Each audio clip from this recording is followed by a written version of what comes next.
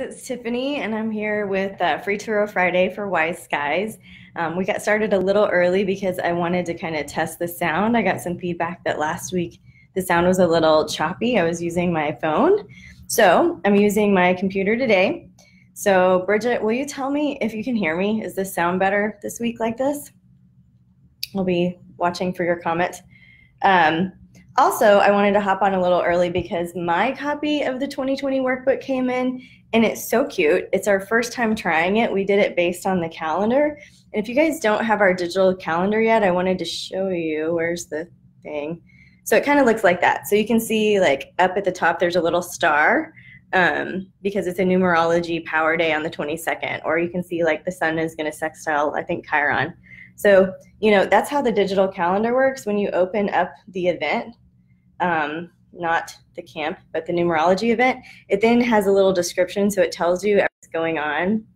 You can kind of see, yeah. So it's a power code day on the 22nd, and we tell you, you know, what does it mean? So, all right, what does Venus sextile Jupiter mean? We'll just open up the description and you kind of know when it's going on. So I wanted to plug the Wise Skies digital calendar so that you could understand the inspiration for the workbook was the calendar. That's my bookmark of where I am. So the workbook came in. It's super cute. I really love it. Sasha from Astrology Mothership did the design. If you want to peek inside, right, that's kind of what's going on with the January intention. I can't figure out where the camera is, but they came out cute. So lots of places to write, lots of places to like look through and understand the astrology and numerology of 2020. So of course, if you want to make the most of it, buy it now so that you have it all year to play with, but you can buy it anytime. And there's a freebie of it of January in our freebie shop. So those are our little plugs for our workbook and our calendar. And we want to jump right in. I know that we've got some folks that are eager. Thanks for the sound feedback, guys. We'll know to do it on the laptop instead of the phone next time. That's cool. And so let's just jump right in and start with Aries and clear the deck for Aries and see what kind of practical advice we can get for our Aries friends that are watching. You know, the tarot is just a reflection of our collective consciousness. So this is for Sun in Aries, Moon in Aries, or people with a lot of planets in Aries. And as we're having fun, we're looking at ourselves. We're not looking at this for other people because that's just a way to control and manipulate, right? So looking at Aries, what do our Aries friends need to know? What would be fun for them? Some practical advice. Clear for Aries. Oh, good, the instruction cards. Aries, you need some help. You got the instruction manual. All right, Seven of Wands, followed by the Knight of Coins, followed by the Ten of Swords. So I feel like, you know, this is reflective of getting into some old patterns and habits for you, perhaps. The Seven of Wands, where's the camera, indicates, you know, kind of going it alone or feeling like you're going it alone or feeling like you're not being considered. Maybe your own attitude had something to do with that reflection of the world that you're getting. Okay, so if you feel like you're going alone or that you're not considered, how is it that you either have isolated yourself towards that end, or how have you not been a good friend, or how have you overgiven and not kind of put yourself first, right? So there's a lot of ways that this card can play out, but it is a very Aries card. It's like me against the world. So what's the rest of the reading? You know, we've got the Knight of Coins here. You know, there might be some frustration with feeling like you don't quite know what you're getting yourself into, that you're just kind of starting out on something that you're learning. That can be fun as opposed to frustrating.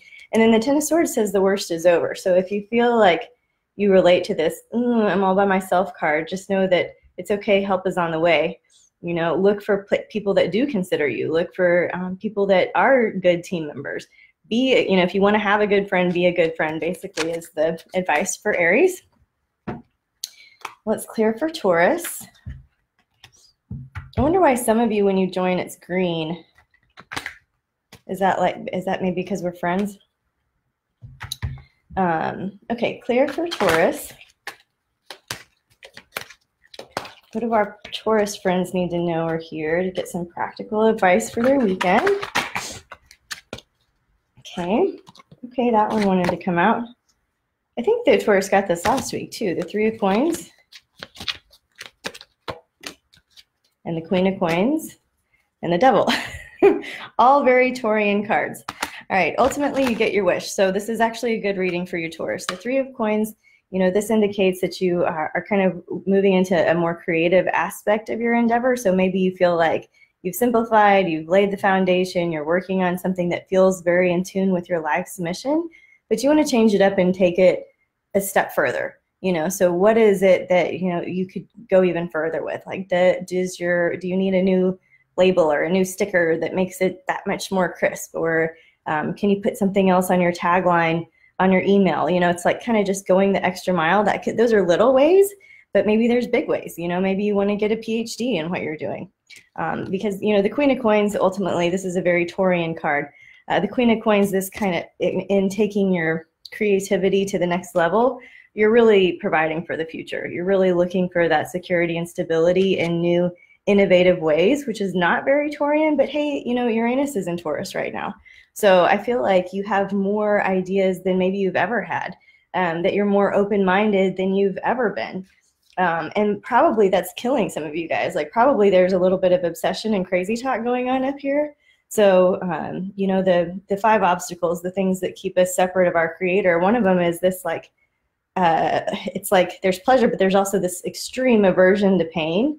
And so some of you might be going through some of that. Like, I'm so afraid that I don't want to XYZ because I would rather just dance with the devil I know than the one I don't. You know, that's kind of the energy that's going on here. But I'm just saying, don't be afraid to think outside the box. Floating cards, it's like, because ultimately you get your wish. So as you think, so shall you be, Taurus. So be careful what you wish for. Be careful with your thoughts too, right? Alrighty. Taurus and then Gemini. So let's clear the deck for Gemini.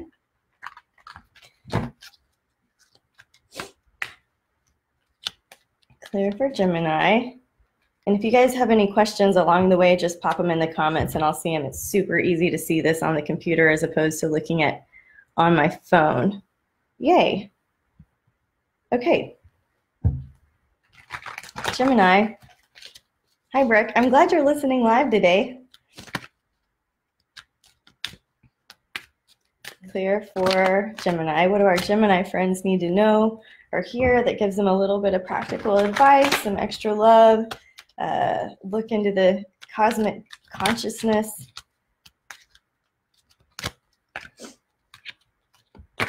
Okay, yay. All right, the 4 of Swords came out. Next, we've got the 7 of Cups and the Fool. I guess we're doing 4 card readings today, and the Magician.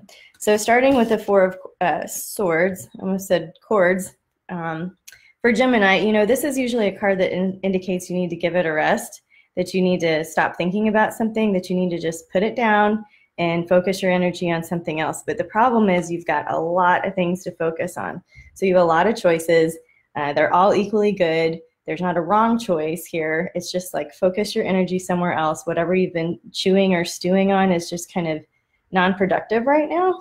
It's actually kind of foolish. It's actually kind of naive to keep chewing on the same problem over and over and over. In my morning readings, the one yesterday was really good, and it had to do with worry. You know, we all get stuck in that cycle sometimes.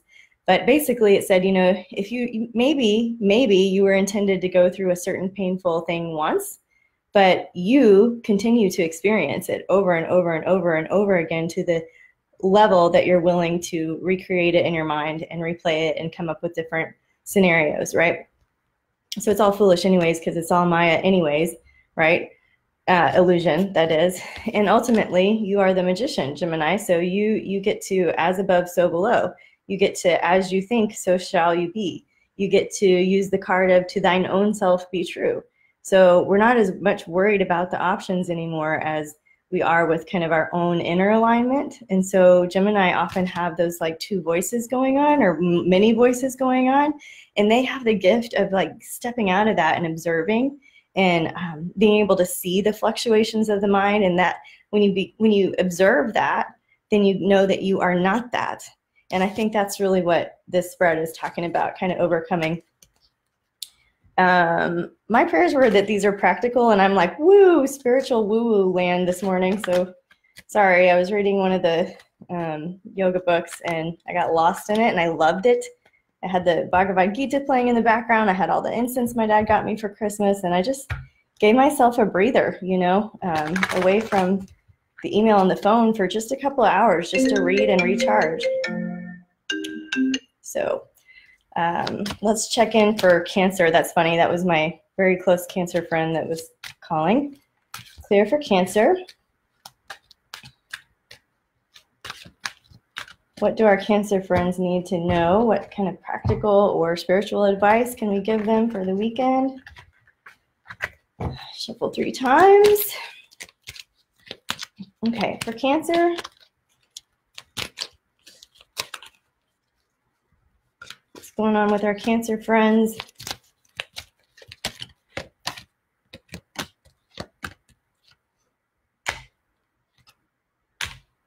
So many swords. All of those were swords except for one, and one was the money card, and it wasn't my favorite one.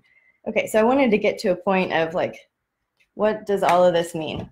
So we got the Queen of Swords. We got the Knight of Swords. We got the King of Swords. We got the Five of Swords. Like so many swords going on in this Cancer spread. And then also the Five of Coins. So this is like a lot of money going out the window, some big expenses, maybe some things that are bothering you. And perhaps like your family might be divided over these expenses, or somebody might be costing one the other, or, you know, whatever it is. But this is like everybody has a perception, and somebody in the family group or the household unit, or if it's just your own self, there's some fear involved, okay? And so it's creating this discord and disharmony and this disharmonic experience. And so the solution, the way out, is to take your crab time, to do some time by yourself, to become the High Priestess.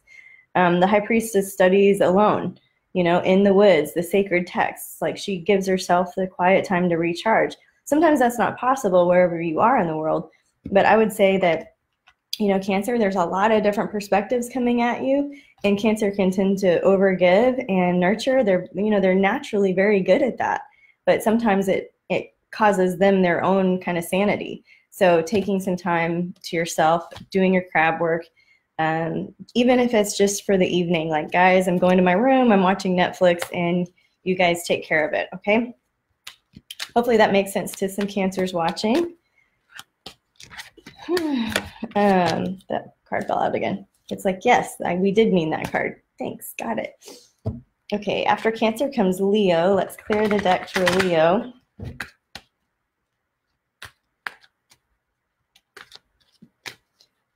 Bridget, I was seeing your comment about the doodle and journal space, and like, I want more. Like, it looked great online when we were approving it, but holding it in my hands, I'm like, I could really go to town writing here. So I think in 2021, that'll be an improvement that I would like to see, is a little bit more space to write. I have my own, you know, like private journal. God forbid anybody find it, but yeah, thank you. We put the space in there for that reason, so you could write intentions and play with them. All right, we are clearing the deck for Leo. Clear for Leo.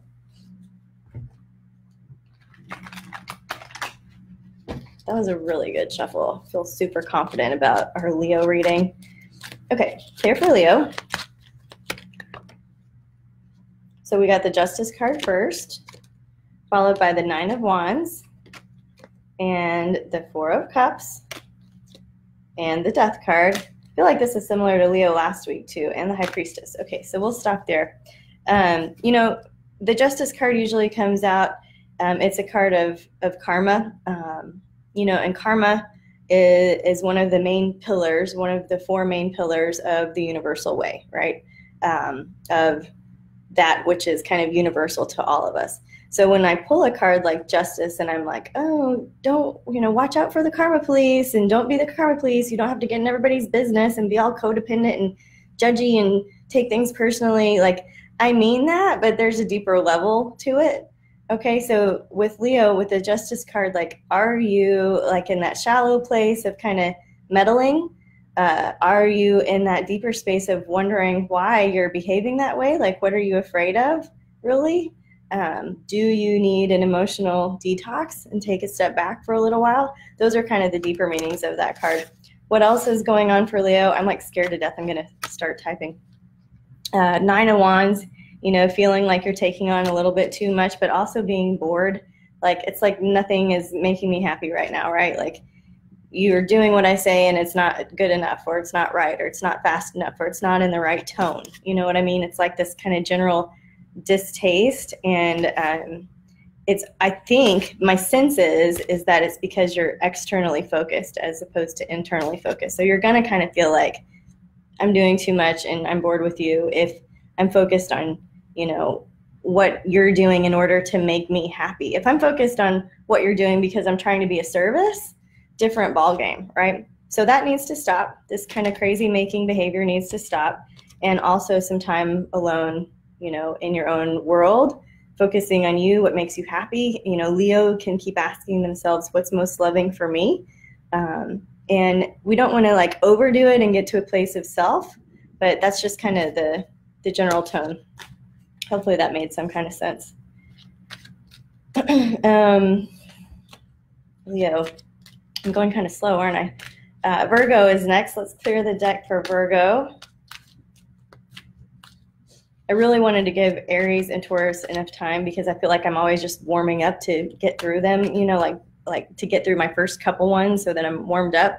So I wanted to make sure I was a little bit more thoughtful about spacing everything out. So after Leo comes Virgo, the Queen of Cups. This is, I'm not going to get the camera thing right. This is a card of, you know, creativity, of love, of fiction, of romance, you know, of passion, of intuition. Okay. So Virgo, this does not really reflect your way you process life, you know, so being willing to be a little bit softer, being willing to be on the more receptive side of things. Okay, so that's your first piece of wisdom from the tarot. You also have the Nine of Coins, indicating that you're just kind of waiting on the harvest right now. So just set your sights a little bit longer. This is more of a long-term vision as opposed to something that you're seeking immediate gratification for. I don't get that you are seeking that. Just know that, like, you know, love takes time. You know, your passion projects take time for them to unfold, and you actually have a lot of good options, and it's probably driving you crazy because you have so many good options, and it's like, when is the other shoe going to drop? Like, when is it going to go wrong? So don't get caught in that crazy thinking. I do think a lot of you have a significant financial decision to make, and that you're probably also kind of bored with it. Like, how many shades of gray can you possibly look at? So putting an end to it, giving it a rest. That's going to be the same message twice. So Virgos, whatever you're chewing on or sick of chewing on, just put it down for a little while. Revisit it when you have a different mood, okay? All right, Virgo, so Libra.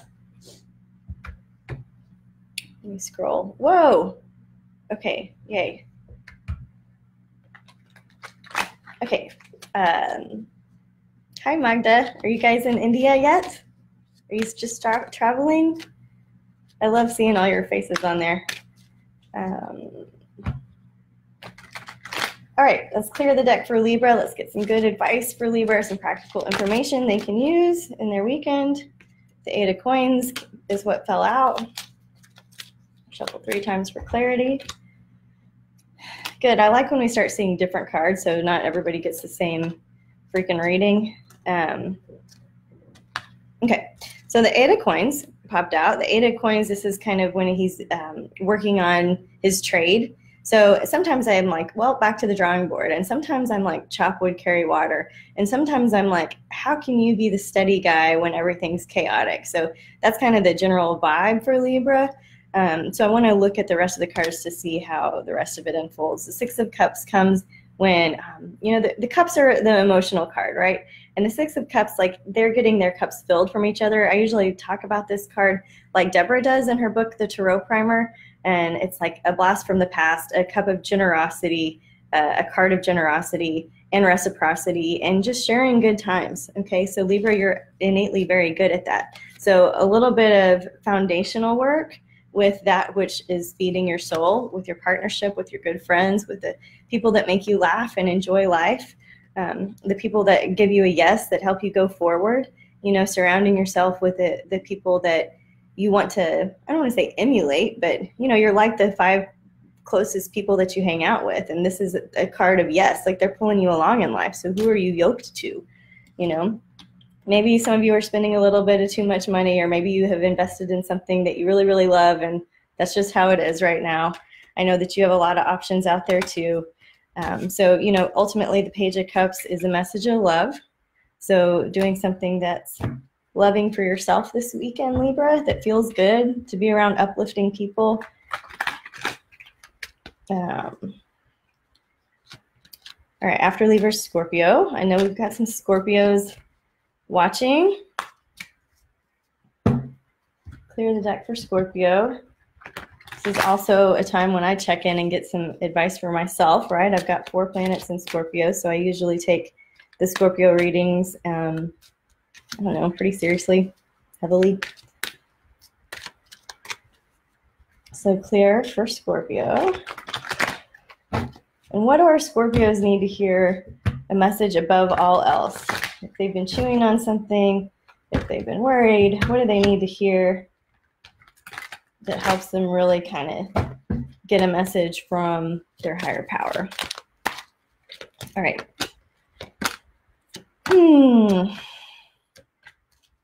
This is boring. I want different ones. Okay, the Knight of Wands. This is usually a male figure. The Knight and Wands is somebody who's in action. So maybe some of you, and it's not a king, right? So in some ways they've got some emotional immaturity. They're not at the top of their game. They're not the president. They're like just starting to work their way up.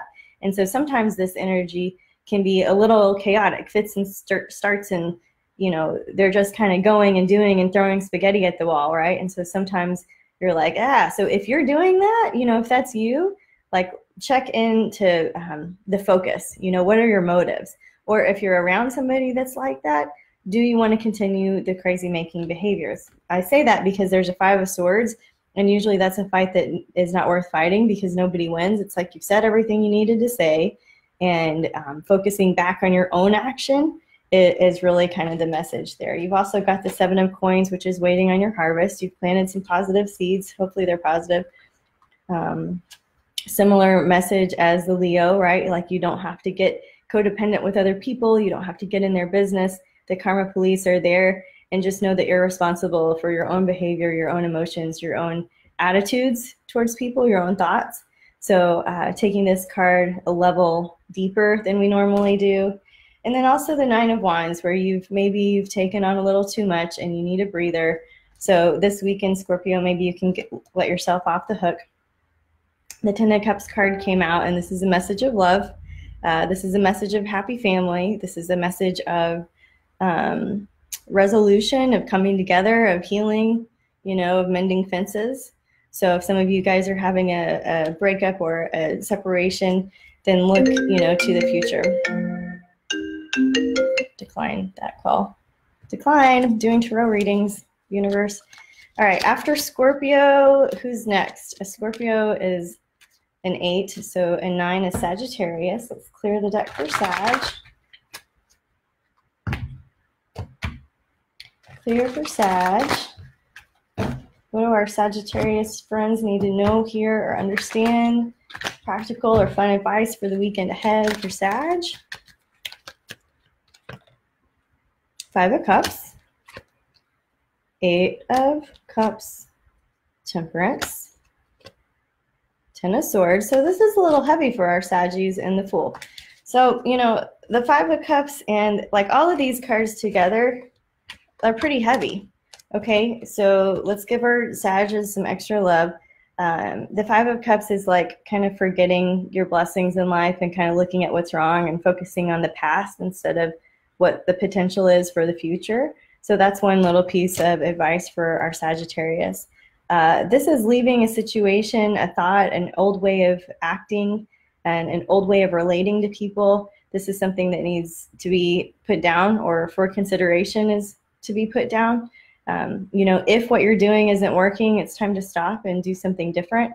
And that starts inside. So similar message to the Scorpio.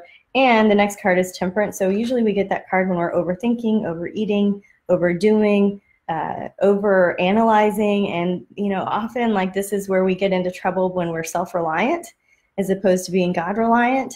So it's like, all right, your attitude is kind of grim. Let's stop that. Let's get more God reliant instead of self-reliant. The worst is over. It's not going to go downhill. Like we can stop where we are right now. And then the Fool card, this is like, don't be foolish, right? Don't be naive, right? What's the next best thing for you? The Justice card is still showing up in these readings. So it must have been a lesson for a lot of us that a lot of us needed to hear. All right. So I've said it 3 times already. Let's see. Sagittarius is 9. Let's do Capricorn. It's 10. Clear the deck for Capricorn. What do our Capricorn friends need to know or hear? Some practical advice for our Capricorns.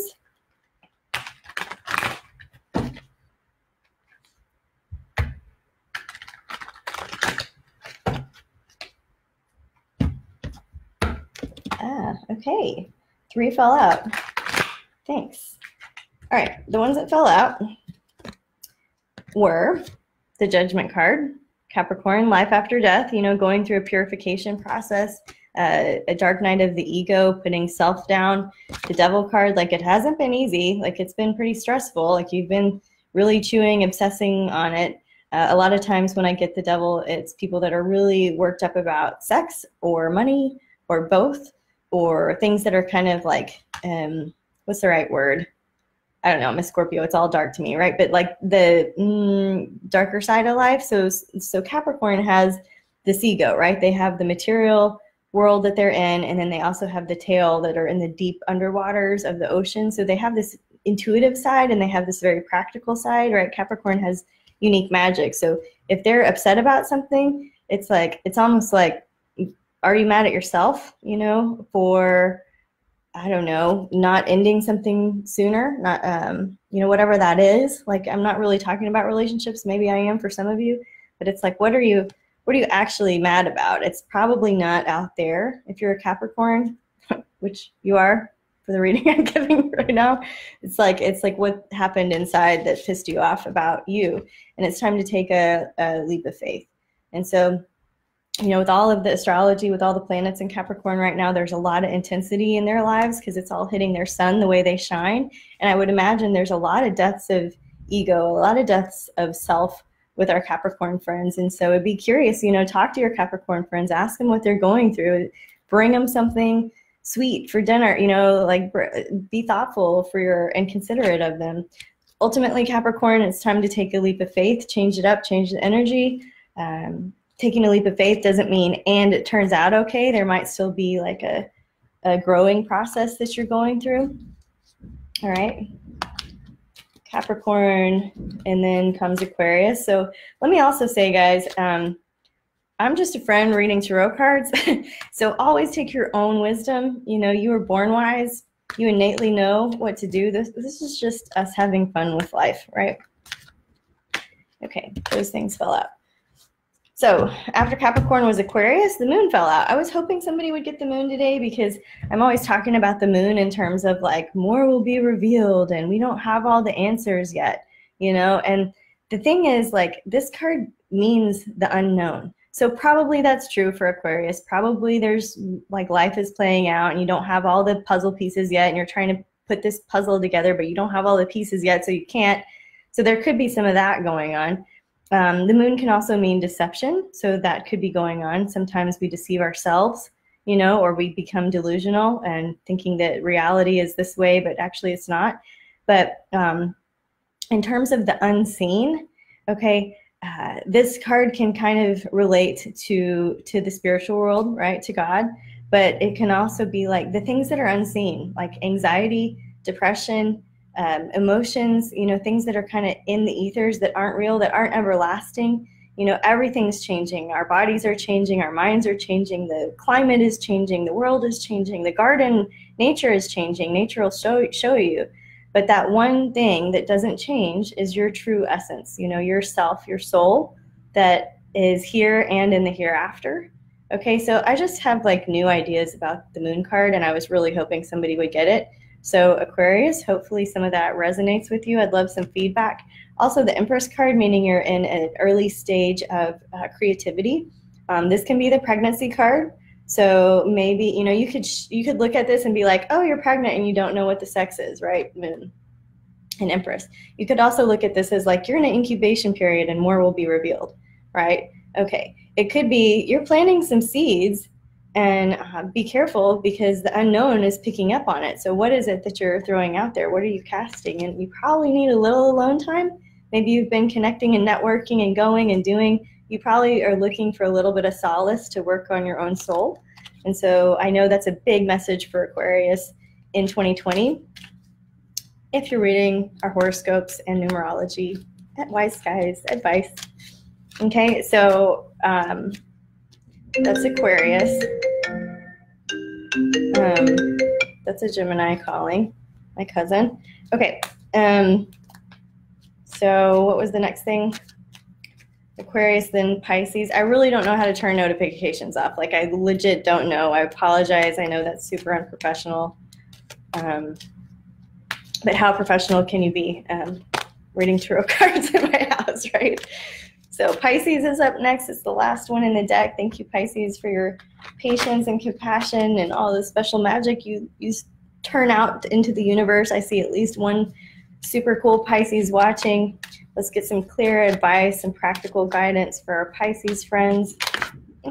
Okay, so many that fell out. All right, the star. So it's like you're emerging into the star of your own life. Okay, so this is a great period where you're shining.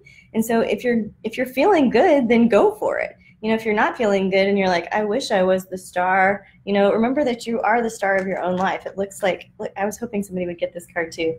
We got both eights, Pisces. So this is when you're a prisoner of your own making. Sorry, this one is.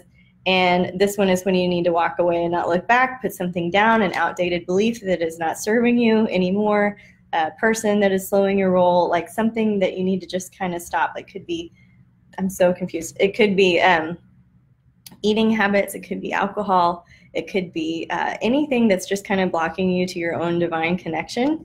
All right, so you are the block and you are also the solution.